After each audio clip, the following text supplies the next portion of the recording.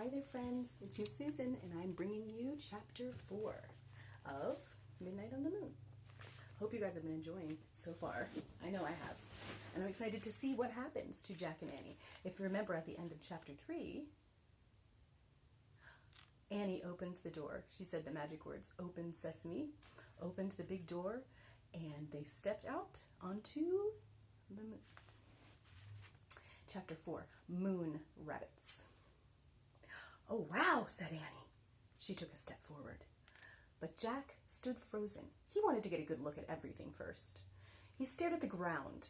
He was standing in a layer of gray dust as fine as powder. Footprints were everywhere. Jack wondered who made these.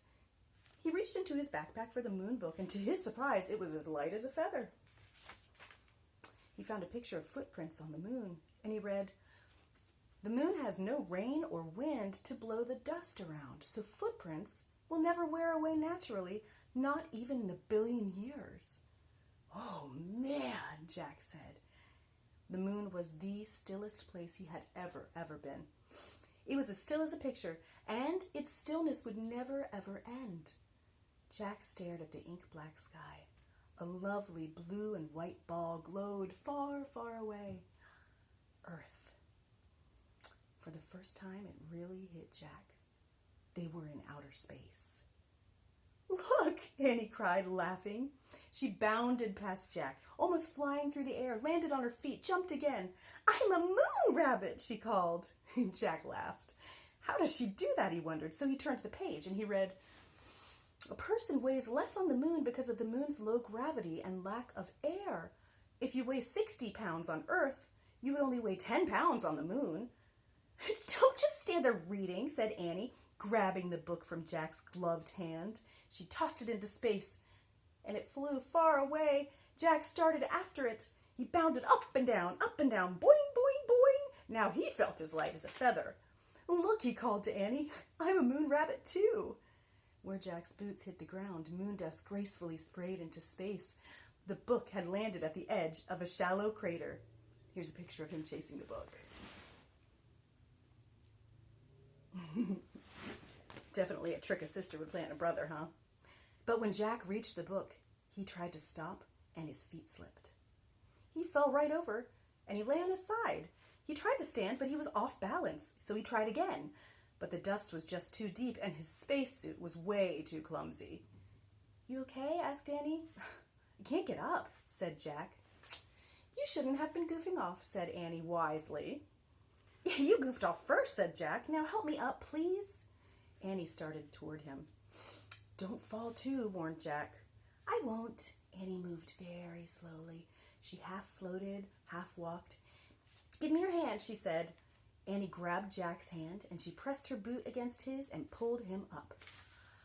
"Thanks," he said. "No problem," she said. "It was easy. You were really light." "Thank goodness," said Jack. "It's impossible to get up alone."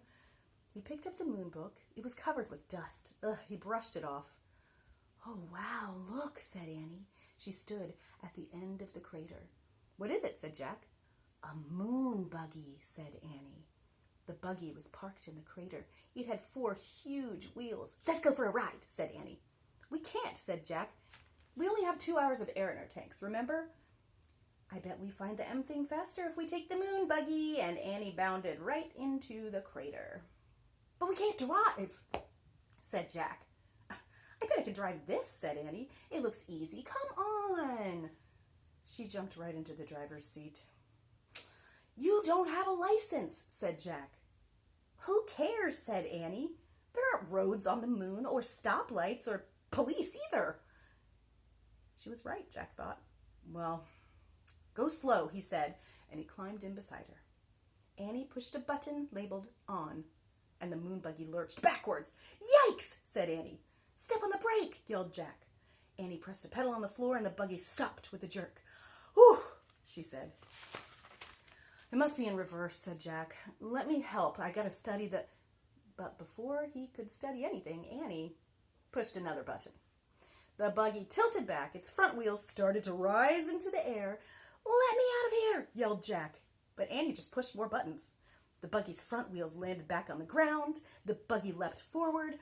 "Slower!" said Jack. I can't, said Annie. I don't know how. Annie steered the buggy over the tracks on the ground. The wide wheels kept it from sinking into the deep dust. Careful, said Jack again. The buggy zoomed out of the crater, and gray clouds of dust rose behind them as they took off across the moon. That's chapter 4, called Moon Rabbits. Pretty fun. I saw a lot of brother-sister tricks in there, and I saw a lot of exploration, too. They really are learning what it would be like to be on the real moon. Have Mom and Dad check in a little bit to see if there is a follow-up activity or two that I've put and slated in for you guys on our YouTube account, or probably Kinderlime. I'll go ahead and send it via Kinderlime this time. And I'll be posting chapter 5, which is called Hang On. I'd hang on if Annie was driving. I'll be posting chapter 5, Hang On, maybe as soon as tomorrow. I sure enjoy reading this book with you guys, and I'm really excited to keep it going. Have a great day. Enjoy.